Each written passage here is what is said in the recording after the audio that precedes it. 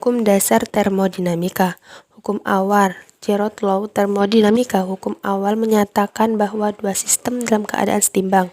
Dengan sistem ketiga, maka ketiganya dalam saling seimbang satu dengan lainnya. Hukum pertama termodinamika.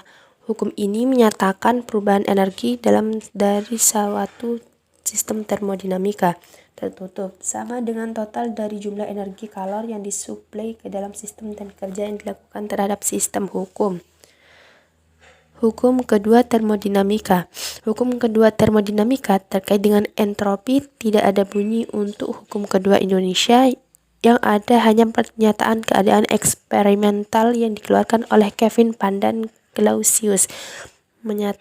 Pernyataan Clausius tidak memungkinkan suatu sistem atau apapun kerja sedemikian rupa sehingga hasil satu-satunya adalah perpindahan energi sebagai panas dan sistem dengan temperatur tertentu. Jika sistem dengan temperatur yang lebih tinggi, pernyataan Kelvin Plan, tidak mungkin suatu sistem beroperasi dalam siklus termodinamika dan memberikan sejumlah neto kerja ke keliling sambil menerima energi panas dari satu reservoir termal.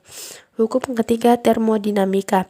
Hukum ini menyatakan bahwa ada saat suatu sistem mencapai temperatur nol absolut, semua proses akan berhenti dan entropi sistem akan mendekati nilai minimum. Hukum ini juga menyatakan bahwa entropi benda berstruktur kristal sempurna pada temperatur nol absolut. Penerapan termodinamika 2 pada kulkas salah satu pernyataan yang dikemukakan oleh Rudolf Clausius, yaitu kalor berpindah dari suhu tinggi ke suhu rendah untuk mencapai keseimbangan. Di bagian belakang kulkas terdapat kondensor dan di bagian dalamnya terdapat evaporator yang terhubung dengan kondensor. Pada kondensor dan evaporator terdapat cairan pendingin atau biasa disebut dengan fluid. Fluid ini bersirkulasi dari evaporator menuju kondensor dan kembali lagi membentuk sebuah siklus karena perbedaan suhu dan tekanan. Fluid berubah dari cair ke gas dan gas ke cair. Tekanan yang berubah ini dimanage oleh kompresor yang terletak di bagian kulkas dan pipa kapiler. Perjalanan fluid ini dimulai dari evaporator fluid yang menguap akibat perbedaan suhu dan tekanan akan menyerap kalor atau panas di bagian dalam isi kulkas sehingga pada bagian dalam kulkas akan terasa dingin. Penyerapan kalor terjadi freon dalam bentuk gas menjadi panas kemudian menuju ke kompresor. Kompresor kemudian memanfaatkan gas dengan suhu dan tekanan yang tinggi dan mengubah bentuknya menjadi gas dan cair.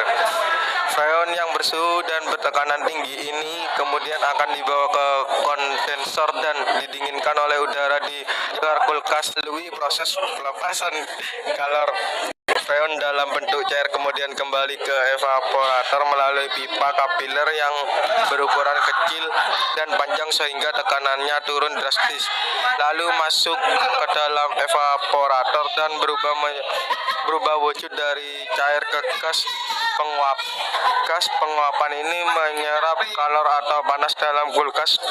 Begitupun seterusnya. Siklus ini terus berulang dari evaporator ke kompresor, lalu ke kondensor dan balik lagi ke evaporator. Selanjutnya, kami akan menjelaskan cara kerja dan konsep termodinamika pada AC. Cara kerja AC yaitu di dalam AC terdapat sebuah gas yang bernama freon yang fungsinya untuk menghasilkan panas dan dingin dari udara yang dikeluarkan oleh AC. Pertama, gas tersebut diberi tekanan oleh kompresor sehingga gas berubah fase menjadi cair yang mengakibatkan suhu meningkat. Kemudian dia masuk ke dalam kondensor dan diberi yang besar udara pada kondensor ke arah luar ruangan. Sehingga udara menyerap panas dari gas freon yang panas. Hasilnya cairan keluar dari kondensor dalam keadaan suhu yang lebih rendah dari sebelumnya. Lalu pada katup ekspansi, cairan tersebut disemprotkan ke daerah yang tidak bertekanan, yang menghasilkan cairan freon berubah menjadi gas. Karena perubahan tersebut kerapan massa lebih rendah, sehingga suhu yang sebelumnya telah turun jadi turun lebih lagi. Hal inilah yang menyebabkan cairan freon mengalami memiliki suhu yang sangat rendah. Selanjutnya, gas freon yang telah turun tersebut masuk ke evaporator dan dihembuskannya udara melalui evaporator, sehingga suhu udara yang melewati evaporator tersebut menjadi dingin. Udara dingin tersebut kemudian disalurkan ke ruangan yang membutuhkan udara dingin. Nah, gas freon tersebut soalnya tersirat korelasi kembali melalui kompresor dengan siklus yang sama. Prinsip kerja AC menyangkut dua macam hukum termodinamika, yaitu hukum pertama dan hukum kedua. Hukum pertama termodinamika berbunyi, energi tidak dapat diciptakan ataupun dimusnahkan, melainkan hanya bisa diubah bentuknya saja. Seperti perubahan energi pada AC, yaitu energi listrik menjadi energi kinetik pada kondensor, pada gem evaporator, dan pada kompresor. Sedangkan hukum kedua termodinamika berbunyi, kalor mengalir secara spontan dari benda bersuhu tinggi ke benda bersuhu rendah, dan tidak mengalir secara spontan dalam arah kebalikannya.